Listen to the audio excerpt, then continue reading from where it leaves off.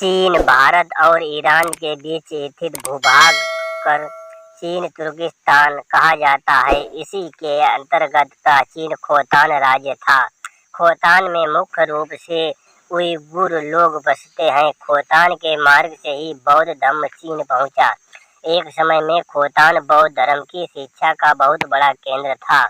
बौद्ध परंपरा के अनुसार अशोक के पुत्र कुणाल ने यहाँ जाकर बौद्ध राज्य की स्थापना की थी। कुणाल के पुत्र एउल तथा पौत्र विजित संभव हुए। विजित संभव के शासन काल में के 5वें वर्ष में बौद्ध आचार्य बैरोचन ने खोतान में बौद्ध धर्म का प्रचार किए। चीनी यात्री फाहियान ने खोतान में प्रचलित बौद्ध धर्म का विस्तृत विवरण दिया है। उन्होंने लिखा है कि प्रत्येक घर के द्वार पर धम्म स्तूप स्थापित किए हुए हैं। छोटे से छोटा धम्म स्तूप भी 20 हाथ से अधिक ऊंचा होगा। फाहियान को खोतान के गोमती संगाराम में ठहराया गया था।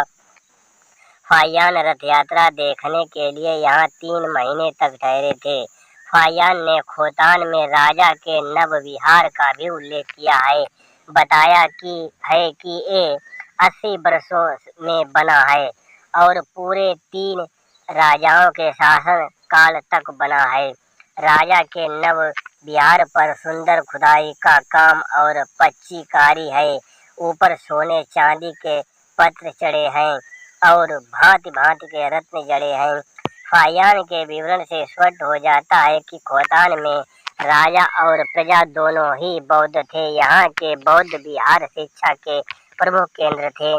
धर्मक्षेम नामक बौद्ध विद्वान चीन से महापरिनिर्वाण सूत्र की पांडुलिपि की खोज में 433 ईस्वी में खोतान आए थे। इससे यहाँ की समृद्ध विरासत का पता चलता है। कोची भी खोतान के समान बौद्ध सभ्यता का प्रमुख केंद्र था। वहाँ भी बौद्ध धर्म का प्रचार प्राचीन समय में ही हो चुका था। प्रसिद्ध बौद्ध दार्शनिक कुमार जीव का जन्म कोची में हुआ था। कुमार जीव ईसा के 4वीं सदी में हुए थे। उन्होंने चीन में रहकर अनेक भारतीय बौद्ध ग्रंथों का चीनी भाषा में अनुवाद किए।